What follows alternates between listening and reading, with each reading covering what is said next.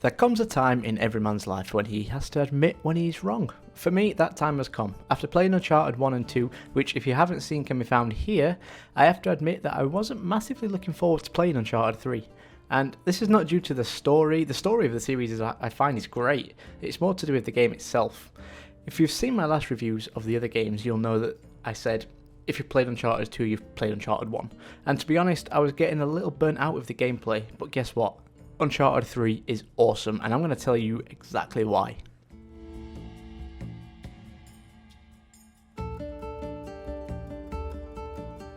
Might have forgot to do this last time, so while I think on, it's probably worth saying that this isn't a spoiler-free review, and for some, I'm going to spoil the shit out of this game for you, so if you've not played it, you might want to hang back a bit.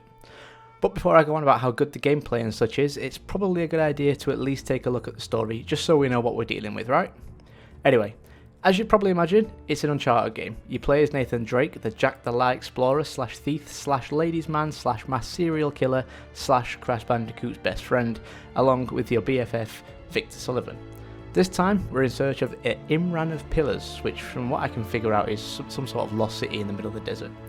As per usual, we have the female cast, consisting of Eleanor Fisher and Chloe! Oh, it's Chloe! Chloe's back! Yeah, I like Chloe here.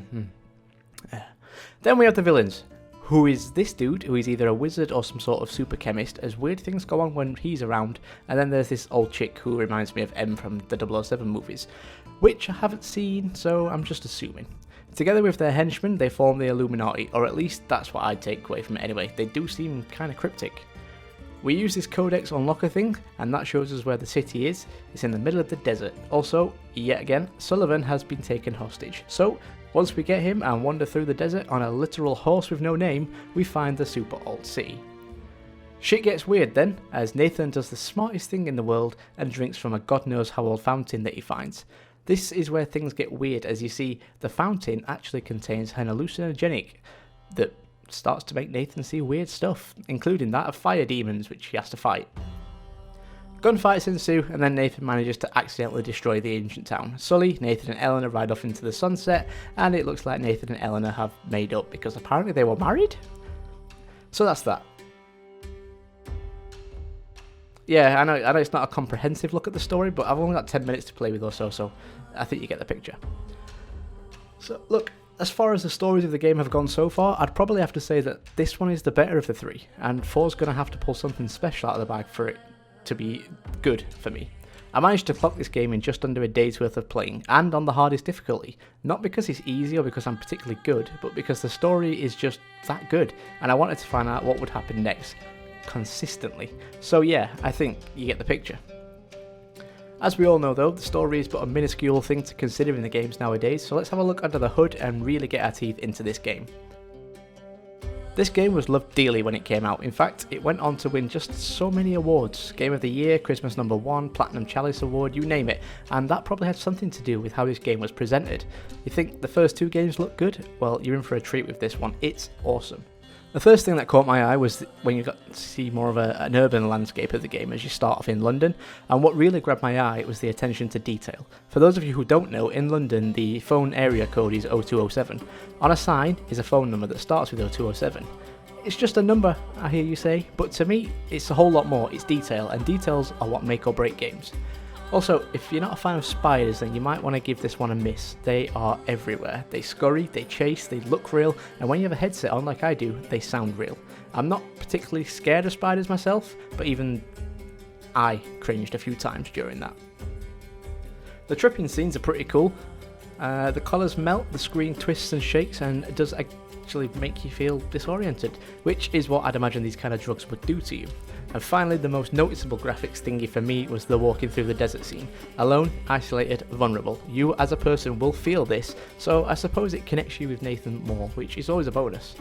But what are these things if not gimmicks? The odd flashy thing here and there. What really matters is what we see all the time, so are the graphics good?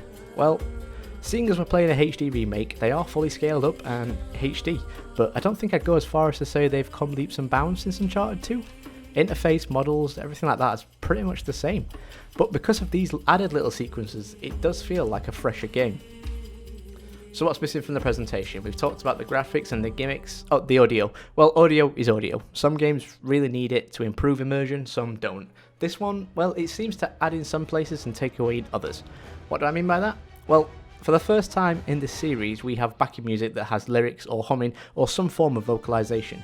And while at first I was behind this, when I thought more about it, I felt it took away from the atmosphere. Some may agree, some don't. This is really a personal preference one. Throughout the game, we generally have a Middle Eastern sounding score, which is fine, it works for this game. It's mostly set in the Middle East and has a lot of references to passages from the Quran and other religious implications.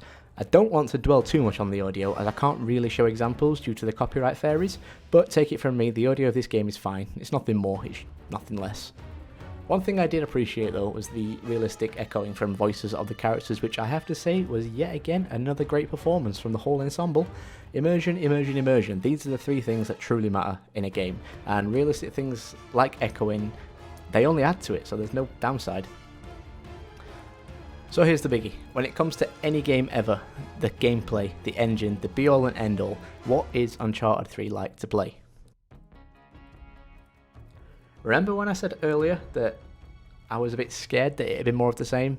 Well, it both is and isn't. Controls for the large part are ripped straight from the other games and pasted here, but there are a few tweaks and new features. Newer weapons and a few new mechanics come into play, such as the throwing back of grenades, makes the gameplay feel a bit fresher than it did before. The beauty of this system though is because it takes everything from the older games, you'll pick it up relatively easily.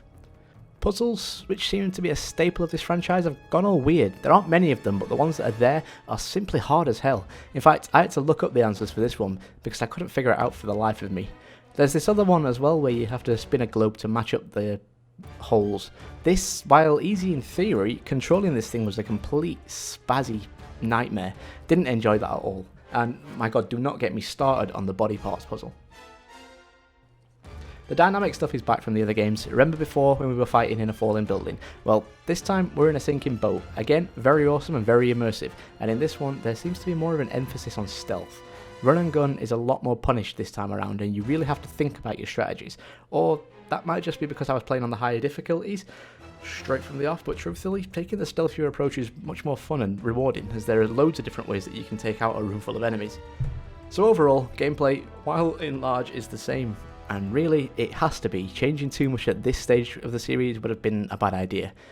But there's just enough to make this feel like a whole new ride. So picture the scene. You finish the game, you're poor as shit, you can't afford any new games. You look at Uncharted 3 box and think, shall I just do it all again? Well, let me tell you the pros and cons before you make that vital decision of what to do with your precious time. Uncharted 3, or at least the HD collection of the Nathan Drake thing, has pretty much the same unlockables as the rest. Having not played the original one for the PS3, I can't say if this is different or not. Tweaks are back, again, and they're the same, again. But hey, if you're a fashionista, then you'll be happy to learn that there are a few extra character skins that don't really add any benefit to the game. I suppose the main reason to replay this would be for the trophies. I'm a trophy whore, you all know this. I will play a game for 1,000,000 years to get a bronze trophy, and the main chunk of the trophies for this game come from collecting the 100 treasures scattered around the world. But once you've done that, and this could technically be done on your first playthrough, if you're eagle-eyed enough anyway, you won't have any reason to pick this up again unless you just want to relive the story. So it's been a long grind for me. I'm really glad I decided to buy the Nathan Drake collection. The only bad side being is that I want to play the Uncharted 4 beta thing now, and obviously I can't do that. So I guess it's sort of a conclusion to all three games. Don't forget, if you haven't seen the first two, the links will be at the end of the video so you can check them out, and I highly recommend you do. Uncharted 3 has got to be the finest game yet, and 2 was better than 1, so things are literally only getting better as time goes on. This game is super fun. It does have its flaws like any game, but they can easily be overlooked, and as a whole, Uncharted 3 gets a 4 out of 5 from me. And averaging out the other games, it's only fair to give Uncharted, the Nathan Drake collection, a solid 4 out of 5 for what it is. Thanks a lot for watching, guys. As you can see, I'm not the most perfect video editor, but I really appreciate you watching, and I'm passionate about what I do, so it would be super helpful if you could leave a rating, whether it's a like or a dislike, and while you're at it, remember to subscribe for more reviews and stuff in the future.